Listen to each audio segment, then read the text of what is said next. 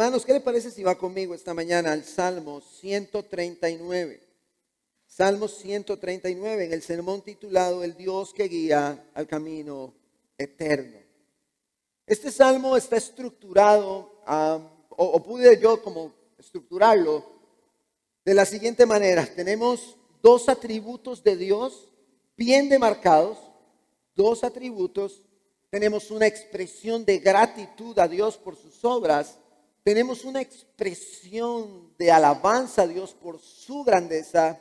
Y tenemos al final de este salmo una petición a ese Dios que se está reconociendo en sus dos atributos, que está siendo, al cual se le está agradeciendo y el cual está siendo alabado. A ese Dios el salmista termina haciéndole una petición en este salmo. Y la petición está relacionada al título del sermón, que nos recuerda que Dios es quien nos guía al camino eterno. Pero entremos al Salmo, vamos a leerlo primeramente, vamos al verso 1, leo en la Nueva Biblia de las Américas. Dice: oh Señor, tú me has escudriñado y conocido, tú conoces mi sentarme y mi levantarme.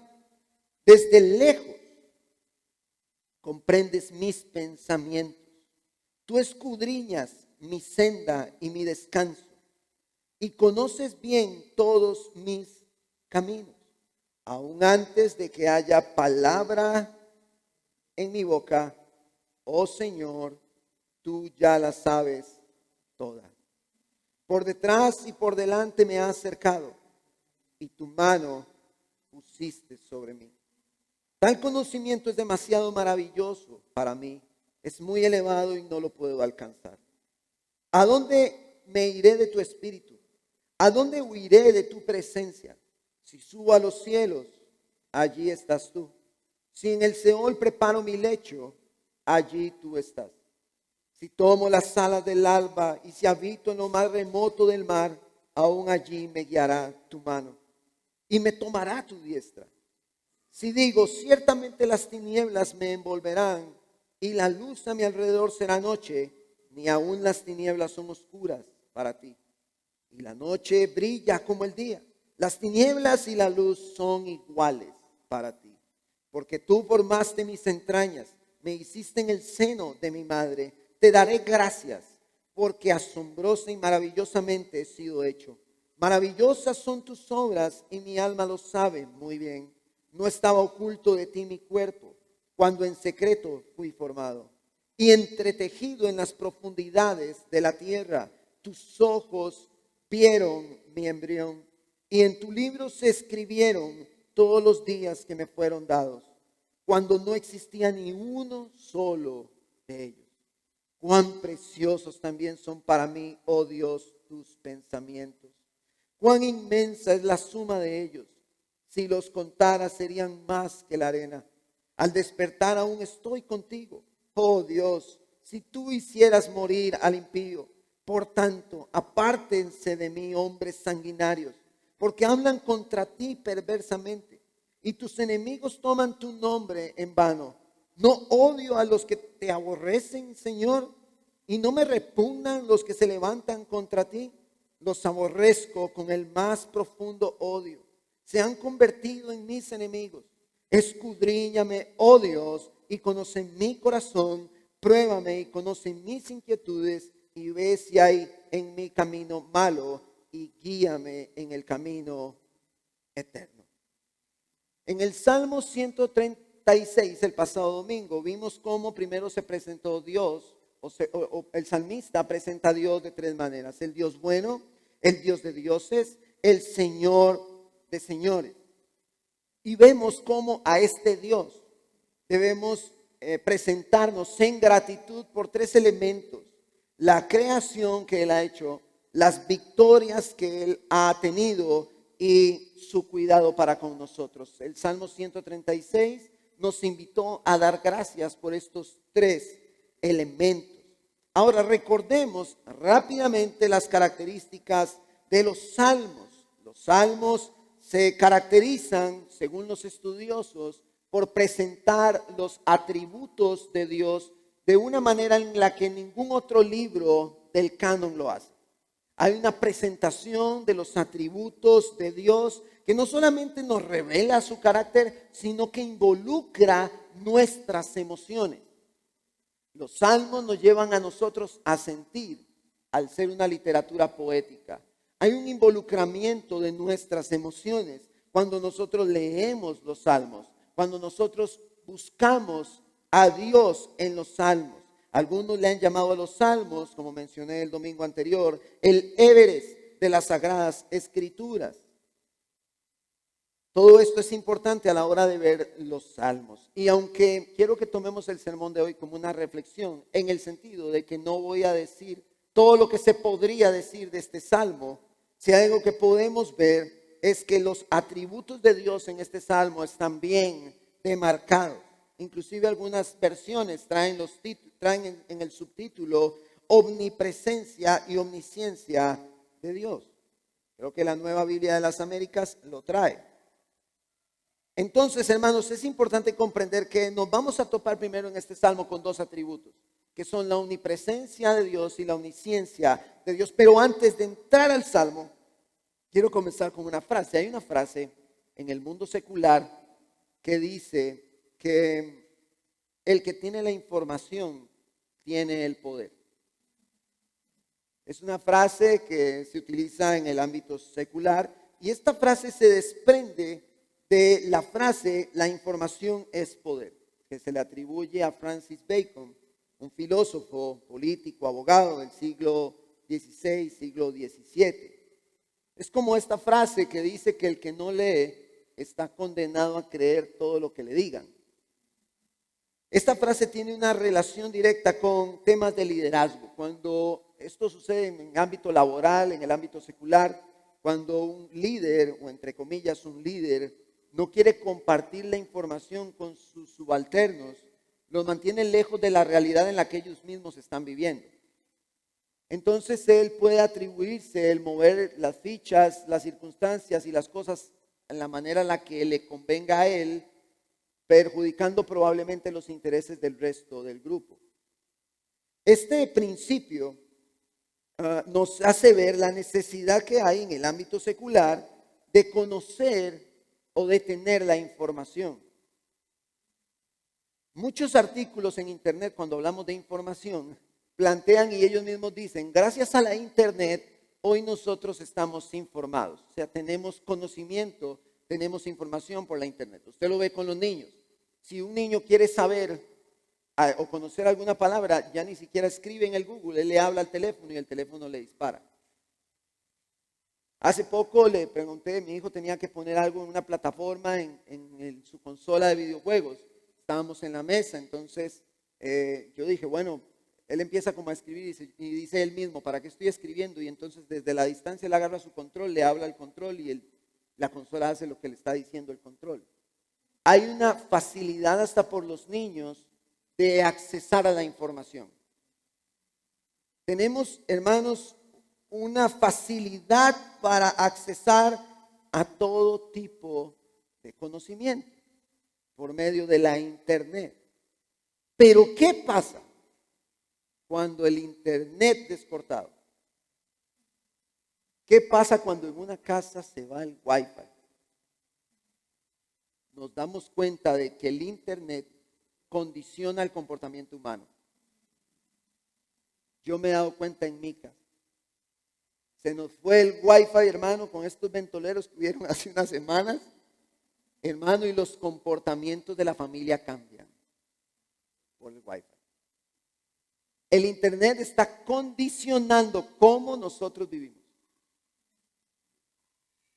Esos días donde no hubo wifi, por primera vez mis hijos me recibieron en la cochera del trabajo. Y aunque me dio mucha risa, supe que hay un problema que hay que atender. Como padre debo atender un problema con mis hijos. Y si usted dice, no, sí, pastor, qué pena por usted, a nosotros no nos pasa eso. Haga la prueba y quite el wifi una semana. Y usted verá cómo el comportamiento de la familia cambia. Esto, hermanos, es importante. Estamos hablando de que este bombardeo de información, este bombardeo de conocimiento, esta accesibilidad a las tecnologías de información está condicionando la manera en la que nosotros vivimos. Ahora, durante toda la historia de la humanidad, el hombre ha corrido desesperadamente en busca de la verdad. Recuerdo que en la universidad tuve que leer un libro que se titulaba así, La búsqueda de la verdad. Hermano, era un libro como así de grueso. Y cuando terminé, hermanos, el libro no tenía ningún tipo de sentido. Y yo dije, ¿será que yo carezco de cierto coeficiente intelectual para comprender este libro? Pero en realidad el libro no lo lleva al lector a entender el pensamiento, digamos que entender o comprender el pensamiento posmoderno. Ya no hay una verdad absoluta al día de hoy, sino una verdad relativa para cada individuo.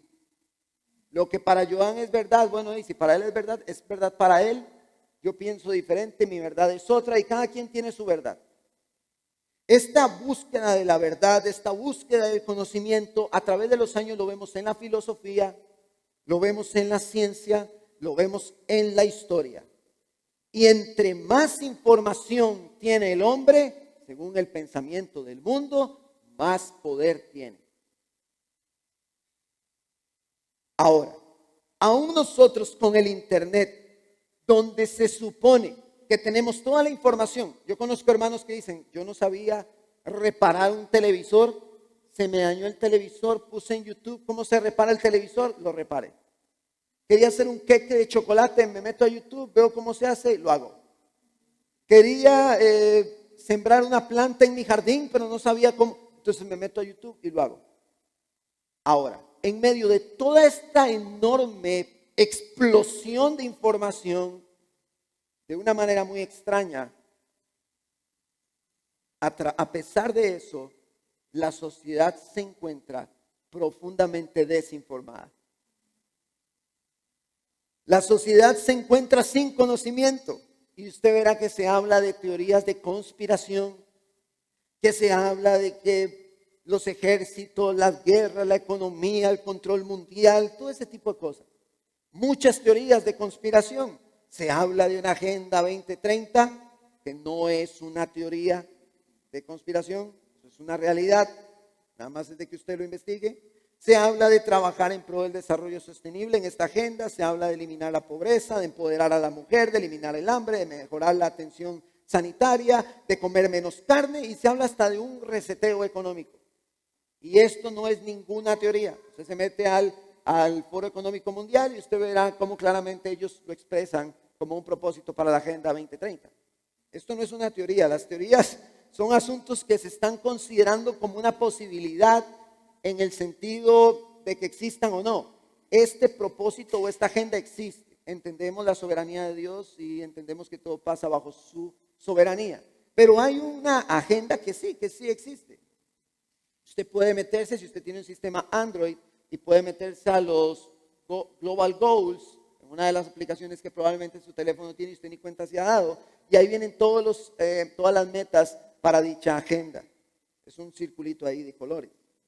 Ahora, todo este asunto del conocimiento, todo este asunto de las agendas, todo ese asunto de querer lo mejor para este mundo, todo este asunto del reciclaje, del amor por la naturaleza, de todas estas cosas de izquierda y el pensamiento feminista y todo eso que vemos el día de hoy, todo esto es impulsado por algo que llama Peter Jones en su libro Utopía Pagana Venidera como optimismo antropológico, a lo que le podemos llamar tener fe en la humanidad. Y yo he escuchado compañeros del trabajo decir, yo tengo fe en la humanidad. La humanidad va a lograr muchas cosas. Y muchas personas hoy tienen fe en la humanidad. El hombre, hermanos, se ha ahogado desesperadamente en un mar inagotable de ideas, de conceptos e ideologías, buscando la verdad. El orgullo del hombre, naturalmente, en su pecado, no le permite humillarse y reconocer a Dios como la única verdad, sino que él corre, busca, se ahoga, se desespera, buscando la verdad. esta situación nos ha adentrado a este pensamiento posmoderno donde cada quien piensa que tiene una verdad y que es diferente a la del otro, lo cual le llamamos una verdad relativa, no absoluta. El hombre en su desesperación por tener toda la información, por tener el control, por buscar la verdad en todo este caos que hay ideológico y filosófico el día de hoy, el hombre en su desesperación al no tomar en cuenta a Dios ha caído en el absurdo, que es poner el sentimiento por encima de la verdad. Si un hombre se siente mujer, hay que tratarlo como mujer porque él se siente mujer, aunque la verdad no sea esa. Esto lo plantea Agustín Laje. Y creo que dentro de la gracia común de Dios hay hombres que hablan de estos temas. Se pone el sentimiento por encima de la verdad. Hoy en día, si una mujer siente que es hombre, se le demanda a la sociedad que se le trate como hombre por lo que ella siente, no por la verdad que hay en su cuerpo biológico. Muchos llaman a los perros perrijos, poniendo el sentimiento por encima de la verdad. Y he conversado yo con hermanos y les he dicho, hermanos, no son sus hijos, son sus mascotas. Usted siente que son, pero no lo son. La verdad es que son sus mascotas. Está bien que las cuide, que las ame, que las abrace, que las chinee, pero no piense que son sus hijos, porque esa no es la verdad. Este pensamiento nos ha llevado al absurdo en la desesperación del hombre por buscar la verdad, por buscar el conocimiento, por buscar la realidad, por tener un acercamiento según él. Ahora, esta desesperación del hombre se da porque el hombre es limitado. El hombre corriendo en círculos, como ese libro, en círculos interminables, buscando la verdad, buscando la realidad, buscando el conocimiento, se está perdiendo ya en lo absurdo. El hombre es sumamente limitado. Y si usted solamente quita el internet, el hombre se queda sin información en muchos ámbitos. El hombre no conoce todas las cosas. El hombre no puede accesar a todas las cosas. Pero este salmo nos revela algo muy diferente en Dios y algo muy diferente respecto al hombre. El hombre es sumamente limitado ante un Dios que no tiene límite. El hombre en su orgullo ha decidido hacer a un lado a Dios para buscar la verdad, para buscar el conocimiento. Pero vaya conmigo al Salmo 139 en el verso 1. Vamos al primer atributo de Dios que vemos en este salmo. A la luz de esta realidad de nuestra sociedad actual, el salmista nos está revelando el carácter de Dios en este salmo para luego hacernos ver la necesidad que tenemos de Él para tener conocimiento, para caminar en el camino eterno. Verso 1. Oh Señor, tú me has escudriñado y conocido. Tú conoces mi sentarme y mi levantarme. Desde lejos comprendes mis pensamientos. Tú escudriñas mi senda y mi descanso y conoces bien todos mis caminos. Aun antes de que haya palabra en mi boca, oh Señor, tú ya la sabes toda. Vamos a ver, hermanos, no hay nada en nosotros que esté oculto al Señor. No hay nada. Pero yo necesito que usted reflexione un momento esto. No hay nada en nosotros que esté oculto al Señor. Muchas personas, y lo he mencionado en otras ocasiones, utilizan la frase, ay pastor, la verdad es que Dios conoce mi corazón. Apelando a que ellos están considerando que Dios está viendo las buenas intenciones del corazón. Pero hermanos, cuando nosotros decimos Dios conoce nuestro corazón, es cierto, Dios lo conoce, incluyendo todo el pecado, todos los pensamientos oscuros, vulgares, absurdos que pasan por nuestra mente. Cuando nosotros pensamos en un Dios santo y meditamos en Él, si tomamos un tiempo para reflexionar en la santidad de Dios y logramos comprender que Él está viendo todo nuestro corazón, lo que debería de abundar en nosotros es un profundo arrepentimiento. Cuando nosotros decimos Dios conoce nuestro corazón, debería de embargarnos el temor. debería de embarcarnos la vergüenza delante de Él. Porque todos los pensamientos impuros que pasan por su mente, Él los ve. Todos los deseos pecaminosos, Él los ve. Todo lo que está mal en nosotros, Él lo ve. Todas las intenciones de nuestro corazón, Él las ve. Yo no puedo ver la intención de mi hermano Joan cuando él mueve un pie hacia un lado o un pie hacia el otro. Yo no puedo ver la intención de él, pero Dios sí lo ve. Dios mira las intenciones con las que hacemos las cosas, con las que decimos las palabras. Dios nos está viendo y es donde recuerdo el corandeo. Estamos delante del rostro del Señor todo tiempo. Él conoce, hermanos, cada uno de nuestros pensamientos. Conoce las palabras que van a salir de nuestra boca antes de que salgan. Hermanos, Dios nos conoce.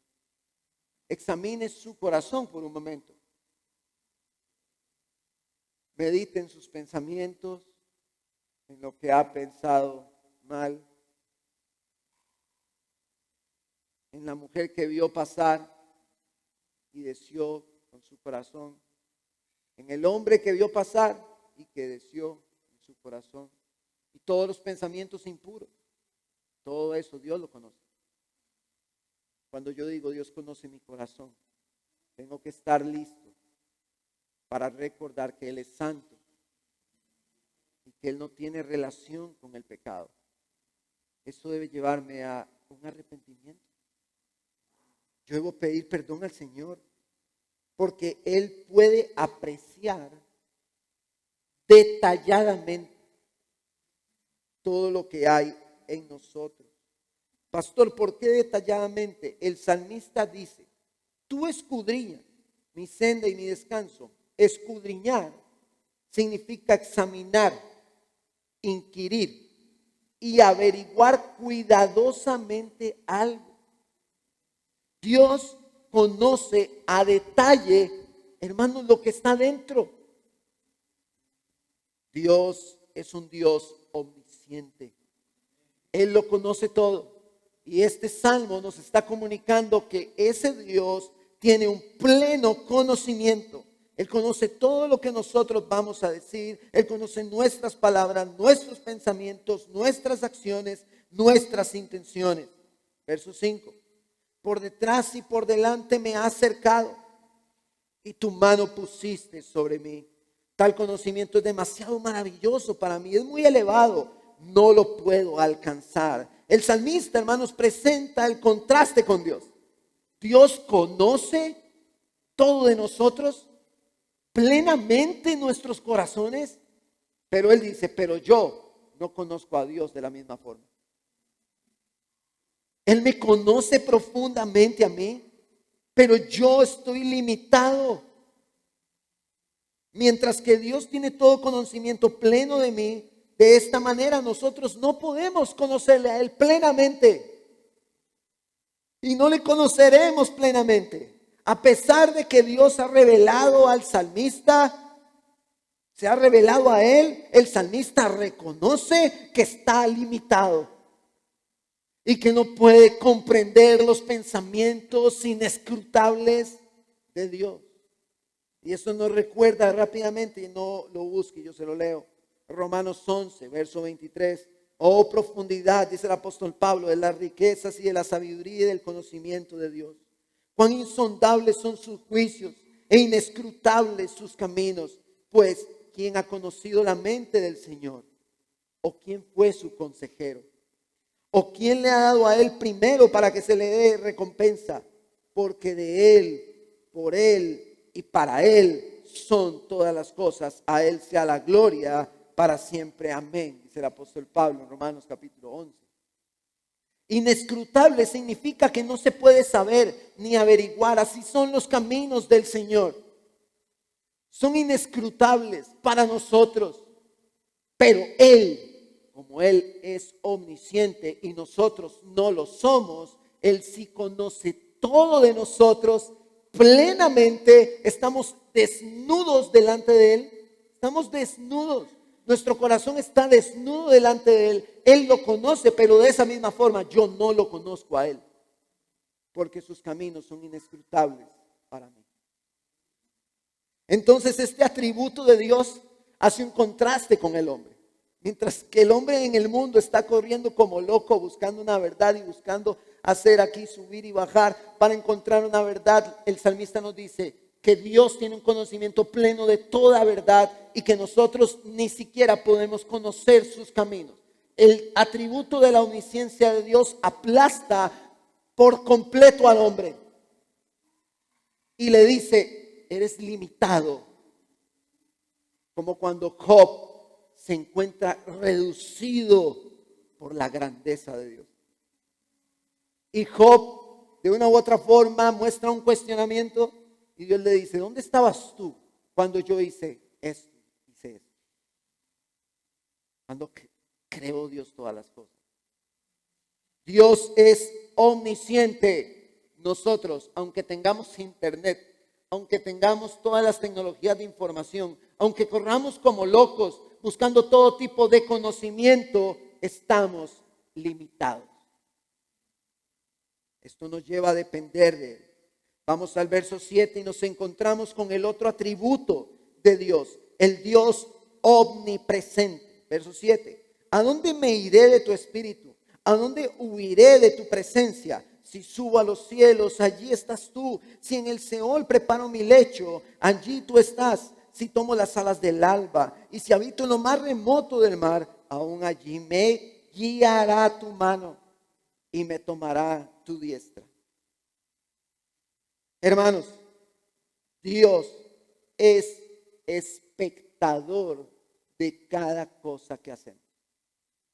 Usted llega a un cine a ver una película, apagan todas las luces, usted se concentra en la película y tiene 2 horas, hora y media, 1 hora para detallar, para ver, para apreciar la película tranquilamente, sin que nada lo interrumpa. Allí usted es espectador, pero Dios, que es omnipresente, es un espectador de cada cosa que hacemos. Yo creo que si hay una manera de comenzar el año buena es recordando que Él conoce, que Él es omnisciente y que Él es omnipresente. Él está viendo cada accionar de nosotros, incluyendo cuando estamos solos y la tentación llega y dice: nadie lo está viendo. Dios es espectador. Dios está sentado apreciando cada acción que usted y yo hacemos.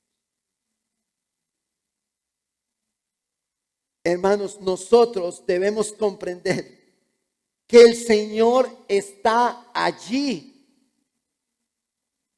que Él no puede ser burlado. Entonces, Él ve lo que hacemos.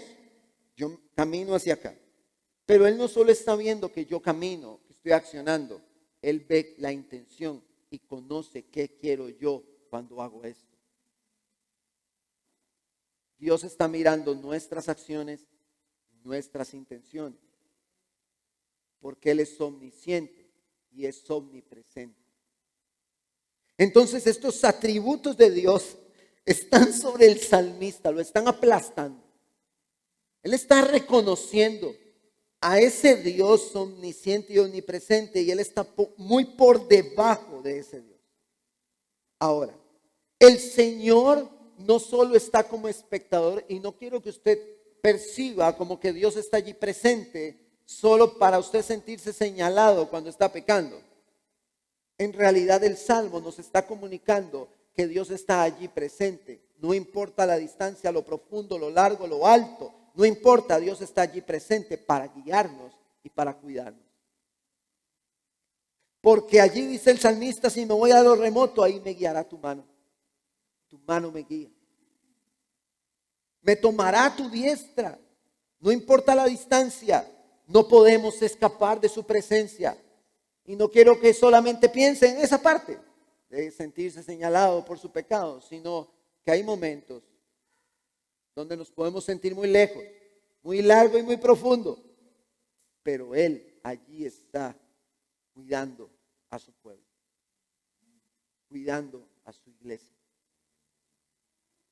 Verso 11. Si digo, ciertamente las tinieblas me envolverán y la luz a mi alrededor será noche, ni aun las tinieblas son oscuras para ti, y la noche brilla como el día. Las tinieblas y la luz son iguales para ti. ¿Cuántos les ha tocado caminar en la oscuridad? Se levantan en la madrugada y caminan en la oscuridad. Aún siendo nuestra casa, yo camino con cuidado. En mi caso puede haber un juguete de mis hijos, de esos que son como los legos chiquititos, que cuando le entran en el pie, hermano, duele muchísimo. Entonces, hermanos, yo camino en la oscuridad con mucha calma, con mucho cuidado, trato y me esfuerzo por ver, pero en mí, cuando estoy en la oscuridad o en una oscuridad donde ni siquiera se ve la mano, no sé si les ha pasado, a mí me encanta estar a oscuras, dormir a oscuras, a mí me gusta. En esa oscuridad experimentamos inseguridad al caminar. Tenemos cierto temor de tropezarnos, de golpearnos, de caernos, de majarnos, de golpearnos el dedo chiquitito del pie en la esquina del mueble de la sala. En medio de esa sensación de inseguridad que es sumamente normal, debemos comprender que Dios no experimenta esto. Dios nunca tiene inseguridad al caminar ni al proceder. No hay nada oscuro para Él. Él nunca tiene un momento donde no ve. Él no tiene ese momento, y el salmista, por medio de un lenguaje poético, a través de esta figura de la oscuridad, nos está comunicando que Dios no tiene ningún tipo de inseguridad en su proceder. De que no hay duda. Yo puedo tener duda en la oscuridad al caminar, pero Dios no tiene duda. Él no experimenta temor, no experimenta inseguridad. Para Dios las tinieblas no existen. En Él no hay incertidumbre, en Él no hay intriga. Él no siente inseguridad ni temor. A nosotros, hermanos, la oscuridad nos limita. Somos limitados por la oscuridad. Pero para Dios es lo mismo que esté oscuro o que haya luz. Aunque el salmista muestra cómo las tinieblas lo pueden envolver, él sabe que Dios está allí. Y por medio de un lenguaje poético, él dice que la oscuridad es una limitante para él, pero Dios puede ver en medio de ella. En nuestro caminar en la fe, en la vida cristiana, hay situaciones que nos hacen sentir inseguros. Hay momentos donde tenemos dudas respecto a cómo caminar. Hay momentos donde tenemos temor al proceder. Hay momentos donde sentimos incertidumbre. Y esa incertidumbre provoca temor. Y le decimos, Dios, ¿qué hago? ¿Para dónde camino? ¿Qué decisión tomo? Y es allí donde el creyente, entendiendo que para Dios no hay duda, no hay inseguridad, no hay oscuridad en su caminar, allí es donde el creyente debe vivir en una consulta continua a Dios.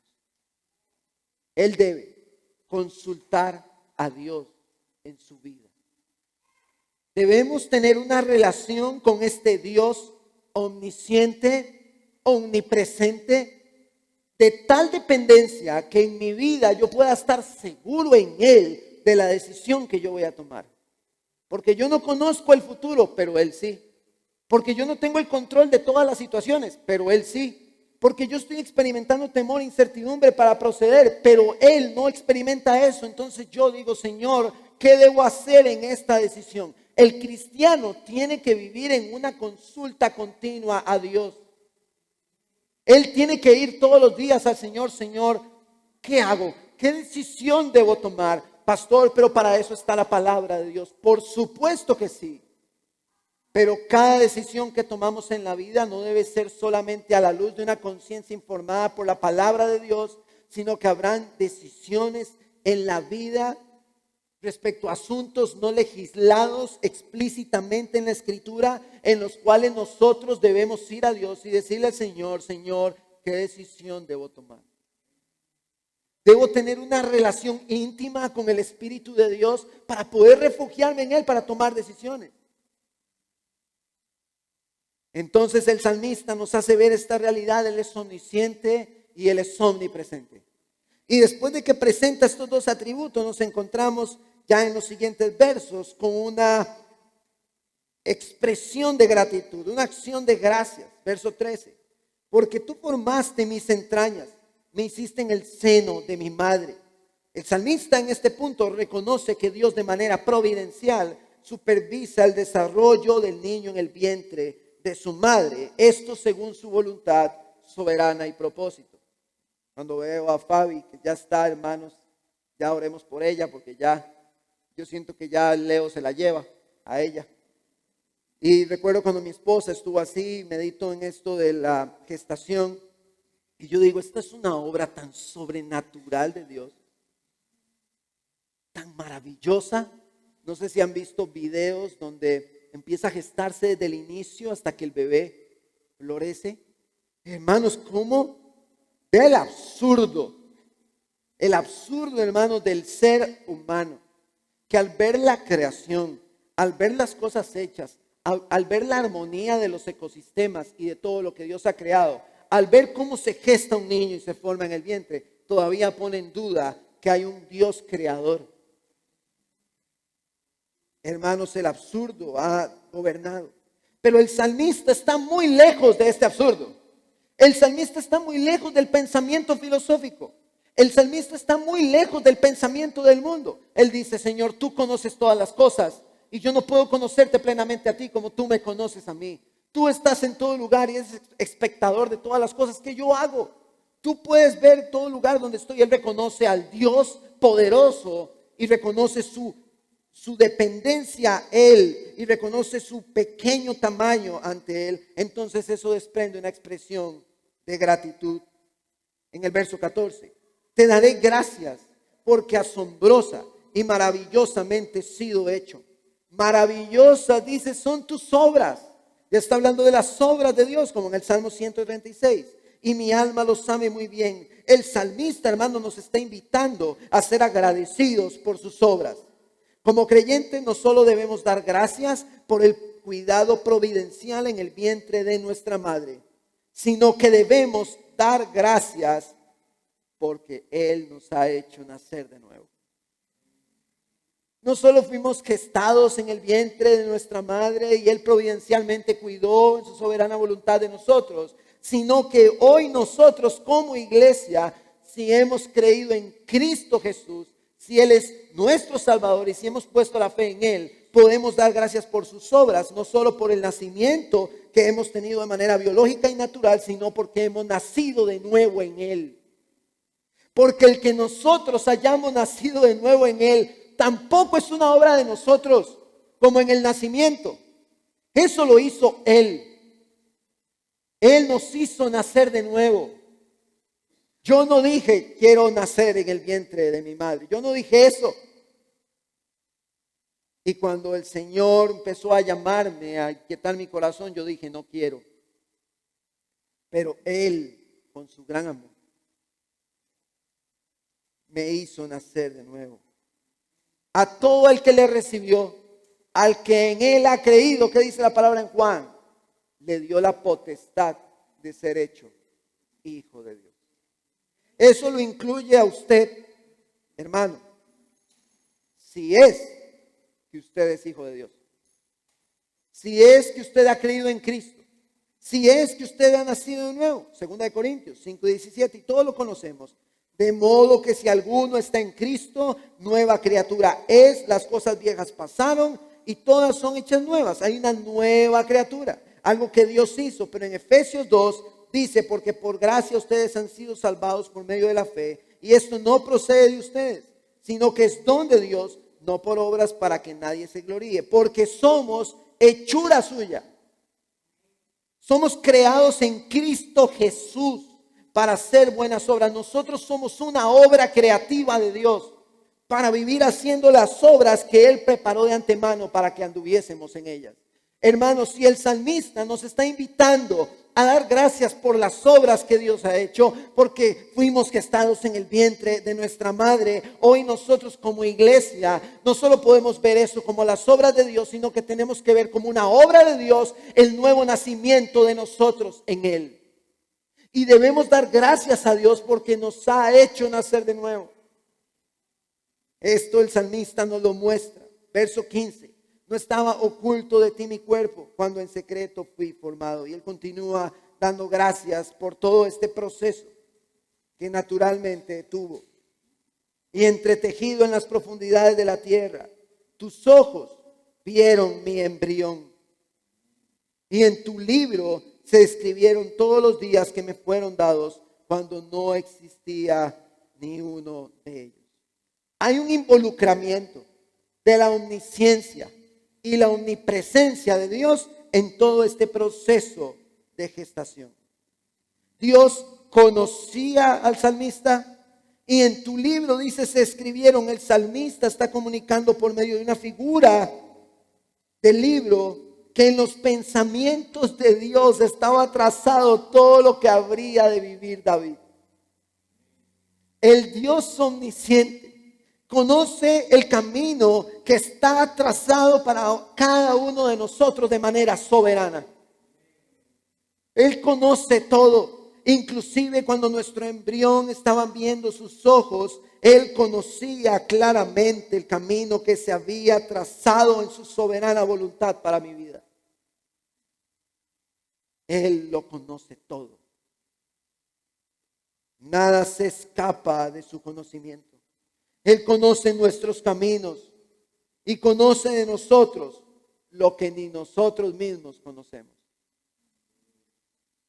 Él nos conoce a nosotros más de lo que nosotros creemos que nos conocemos.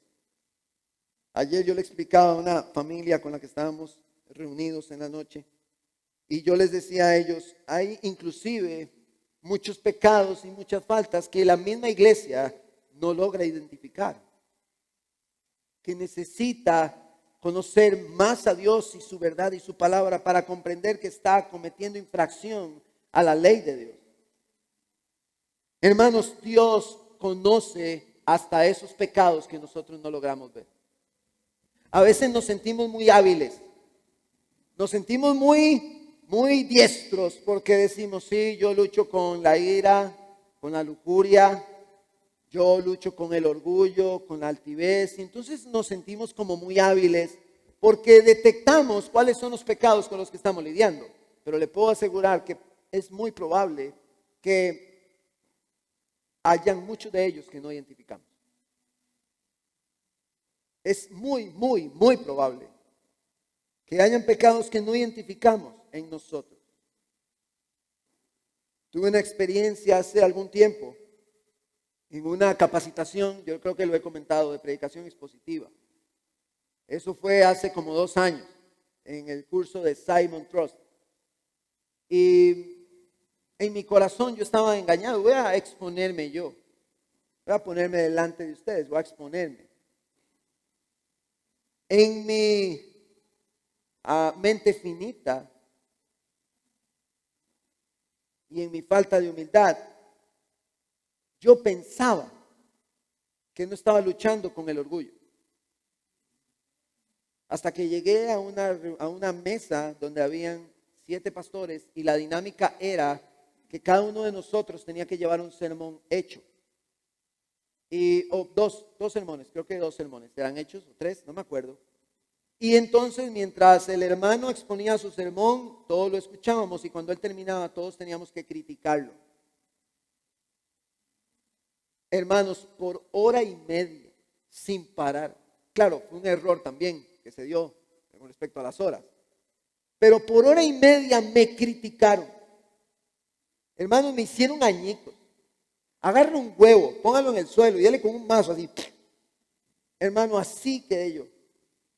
Y llegué a mi casa y hablé con mi esposa y yo le dije, amor, yo no sabía que estaba luchando tanto con el orgullo. Cuando terminó toda la crítica y que queda uno, hermanos, despedazado, mutilado, yo les dije, hermanos, gracias. Gracias por decirme todas estas cosas. Son difíciles de recibir, pero son necesarias para los que estamos predicando a un Dios santo. Gracias por este tiempo y les di gracias, los abracé y fue muy lindo el tiempo, pero llegué a mi casa a llorar y a comentar a mi esposa cómo me había dado cuenta que estaba lidiando con el orgullo, cuando yo pensaba que no estaba luchando.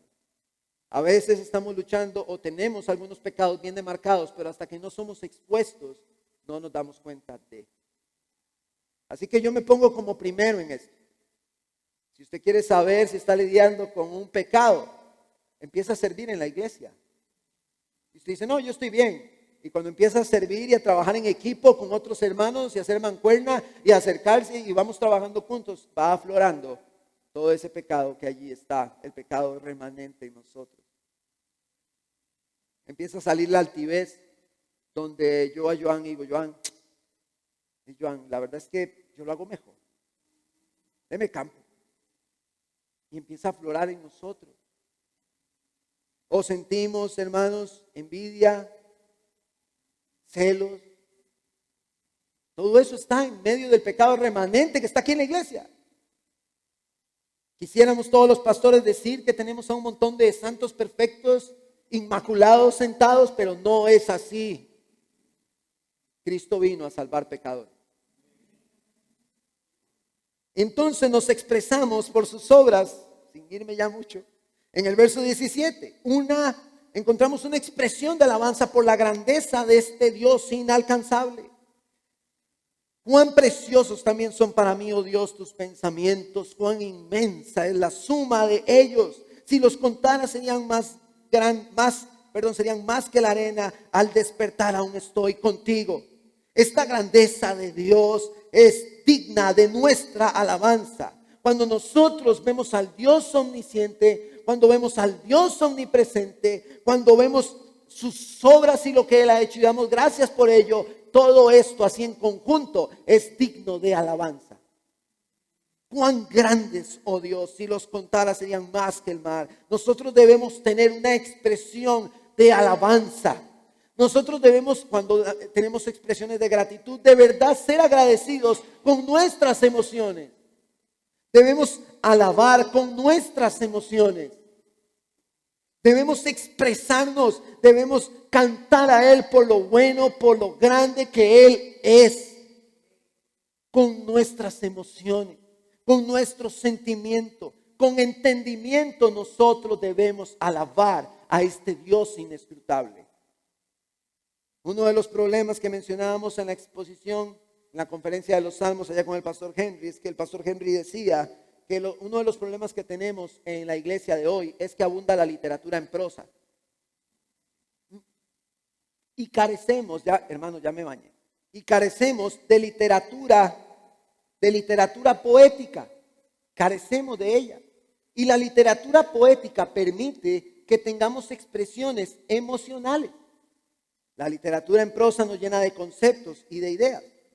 Después de que Henry hizo ese aporte, yo pasé al frente y yo le dije, hermanos, yo creo no solamente que tenemos literatura en prosa, sino que yo creo que muchos viven en prosa. El hecho de que muchas iglesias se hayan desviado, permitiendo el emocionalismo que gobierne sus tiempos de alabanza y exaltación a Dios, no significa que nosotros debemos tomar nuestras emociones y aplastarlas. La expresión emocional para alabar al Dios Santo es necesaria. Y el salmista nos lo muestra y él dice, cuán preciosos. Hermanos, hay una alegría, hay un reconocimiento. Por eso muchos salmos nos invitan a alabar con instrumentos, a cantar alabanza, dice con címbalo. Obviamente todo esto está ligado a la cultura en la cual estamos alabando a Dios. Pero hay una invitación a expresar con nuestra emoción. Verso 19, oh Dios, si tú hicieras morir al impío, y aquí es donde este salmo se convierte en un salmo imprecatorio. El salmo imprecatorio es aquel que hace mención de los impíos y clama a Dios por justicia. Verso 19, oh Dios, si tú hicieras morir al impío, por tanto apártense de mí, hombres sanguinarios, porque hablan contra ti perversamente. Y tus enemigos toman tu nombre en vano. No odio a los que te aborrecen, Señor, y no me repugnan los que se levantan contra ti. David, en este momento, el salmista David, está mostrando un celo por la persona que acaba de describir. El Dios omnisciente, el Dios omnipresente, al cual hay que dar gracias por sus obras, al cual hay que alabar por la inescrutable grandeza de sus pensamientos. Él está teniendo un celo aquí. El amar a Dios y el amar su voluntad es sinónimo, es equivalente a un odio y rechazo por todo lo que es malo y perverso. Entre más yo amo a Dios y su voluntad, más rechazo todas las cosas, pensamientos, ideologías de este mundo. Por eso el mundo corre detrás de esa verdad como loco, desesperadamente en las ideologías, en literatura, en historia, en filosofía. Él corre como loco, pero el hombre que conoce o que escucha o que cree en ese Dios santo, en ese Dios omnisciente, omnipresente, al cual hay que agradecerle por sus obras, al cual hay que alabar por sus inescrutables pensamientos, ese hombre va a amar a ese Dios y va a rechazar todo lo malo y perverso. Estos malvados utilizan el nombre de Dios en vano, hablan contra Dios, y algunos comentaristas dicen que David tenía en algún momento alianzas con este tipo de hombres. David no se unirá a estos hombres, sino que debido a la profundidad de la maldad de ellos contra Dios mismo, ellos se han convertido en enemigos para David. Recordemos que esto es una literatura poética, donde el salmista está expresando con sus emociones el rechazo molesto que tiene por los que son enemigos de Dios. 22. Los aborrezco con el más profundo odio, se han convertido en mis enemigos. En la Nueva Traducción Viviente lo dice de la siguiente manera: sí, los odio con todas mis fuerzas, porque tus enemigos son mis enemigos. La relación que existe entre Dios y el pecador es de enemistad. En Colosenses 1, yo se lo leo 21. Y a vosotros que erais en otro tiempo extraños y enemigos en vuestra mente, haciendo malas obras, ahora os ha reconciliado. El salmista está expresando poéticamente un rechazo a todo tipo de alianza con los enemigos de Dios. Lo que nos está comunicando la palabra de Dios es que no hay una relación entre lo perverso, lo malo, lo que es contra Dios. No hay una relación, hermanos, entre esto y Dios mismo, sus pensamientos, su omnisciencia, su omnipresencia, sus obras, sus inescrutables grandezas. No hay una relación, con lo cual el cristiano no debe correr como corre el mundo, buscando en las ideologías, buscando en la filosofía, buscando en la historia como loco, buscando una verdad. El cristiano no debe tener esa característica, buscando la verdad allí. El cristiano, el hombre que ha sido transformado y que ha nacido de nuevo, debe buscar en ese Dios omnisciente y omnipresente, recordando que depende de Él, que Él es grande, que Él es majestuoso, que Él conoce todas las cosas, que está en todo lugar, que yo estoy limitado y que debo dar gracias a Él por sus obras y que debo alabarle porque inescrutables son sus pensamientos, porque son grandes, porque hay grandeza allí. Y no importa en el lugar que yo esté, Él allí está. No importa si es oscuro, Él allí me guía. No importa si es largo o profundo, Él allí me cuida y su diestra me sostiene. No importa el lugar en el que yo esté ni la situación que vaya a enfrentar. No importa lo que venga, inclusive en este año, si el Señor no viene ahora más tarde. No importa lo que venga este año, Él está allí con nosotros. Sin importar si hay una agenda, sin importar si hay guerras, sin importar si hay amenazas, no importa lo que pase, ni siquiera con nuestros presidentes. Él está con su pueblo, y aunque el pueblo esté en oscuras en algún momento, con temor, intriga en situaciones de la vida, Él es fiel y promete sostenernos todo tiempo. No importa qué tan largo y tan profundo, qué tan difícil sea, Él está allí. Pastor, pero qué fácil decir esto, pero cuando estamos en la cama de hospital, con mangueras, con enfermedades, con dolencias, con situaciones, cuando no sabemos qué trae el futuro, cuando no sabemos si vamos a salir este mes que viene, con las situaciones económicas que tenemos, cuando tenemos a un hijo enfermo, cuando tenemos a la esposa enferma, no importa lo que sea que se venga, algo que debemos comprender es que Dios es fiel. Y sea cual sea la situación, aunque no conozcamos el futuro, Él sí lo conoce. Aunque nos sentimos solos, Él sí está ahí. Justamente por eso Pablo dice: todos me dejaron solo, pero el Señor estuvo conmigo, porque Él está. Y debemos comenzar el año con este pensamiento. y cerrar con la petición con la que vamos a concluir este mensaje esta mañana. Vamos al verso 23, donde encontramos una petición al Dios omnisciente, al Dios omnipresente. Verso 23. Escudriñame, oh Dios, y conoce mi corazón. Pruébame y conoce mis inquietudes. El salmista está pidiendo en sometimiento a Dios que lo examine hasta lo más profundo. Que lo examine. Hay una humildad en el salmista que dice: Señor, mi corazón está ahí expuesto, está desnudo, examínalo. Es como la dinámica que hemos hecho con los jóvenes. Obviamente no lo hemos practicado, solo damos una ilustración. Bueno, denme sus celulares y vamos a revisar sus celulares. Vamos a escudriñar en ellos. ¿Quién daría su celular para que se exponga aquí todo lo que hay en él delante de toda la iglesia? Que todas sus conversaciones se expongan. Que todo su historial en Google se exponga. ¿Quién haría eso? ¿Quién diría: pastor, tome, exponga todo lo que tengo ahí? Obviamente es una ilustración en un ámbito físico, pero eso es lo que en realidad estamos haciendo con Dios. Estamos tomando lo más íntimo nuestro y le decimos a ese Dios santo, no a un pastor imperfecto, no, a un Dios santo: tome, aquí está, revise qué hay. Porque, hermanos, Él lo hace, Dios lo hace. Hay programas, hermanos, son programas con los que hay que tener cuidado, son absurdos en las redes sociales. Una pareja va caminando por ahí y un hombre llega con un micrófono y le ofrece dinero a ambos por revisar su teléfono delante de su pareja a ver si son fieles.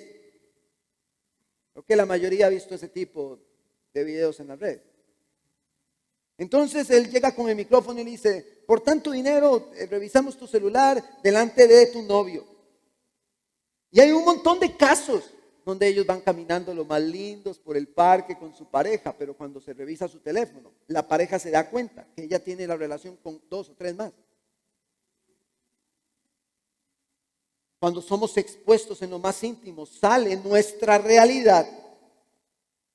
Y muchos, de la misma forma, se congregan el domingo, levantan sus manos, cantan las alabanzas, las leen en la pantalla, pero no son fieles a Dios.